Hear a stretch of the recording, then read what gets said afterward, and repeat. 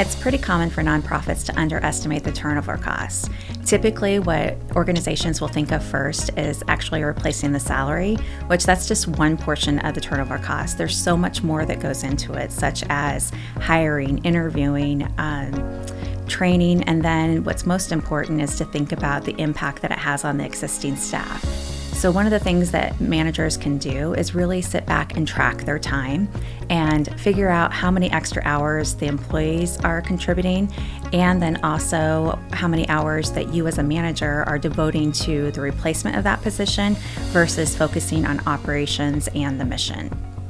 This will really help you determine how fast those turnover costs really add up. So you really need to think about the coordination of how you're going to fill those gaps and the loss of productivity, and also preventing the employee burnout, which is the most important thing. By thinking of all these things, that really helps you kind of prevent the employee burnout, because employee burnout is actually going to just keep the turnover going over and over again, and you can't get out of that cycle. Typically nonprofits are going to work with more of a leaner operation. So when one person leaves, that can definitely have an impact on delays of productivity. Institutional knowledge is now walking out overnight, and now you're running that risk of not being able to serve your mission and your operations. So one thing that you can kind of help through that process to kind of eliminate that impact or reduce that impact is making sure that you're actually cross-training your employees.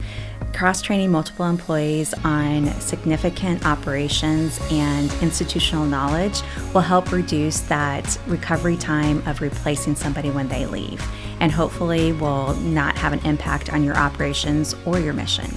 As you can see, turnover costs can add up pretty quickly. You really want to focus on retaining your employees to kind of avoid going through that process. However, if you do end up in a situation where you are losing staff, try to utilize outside resources to help with that replacement cost, so that way you are able to focus on your mission and your operations.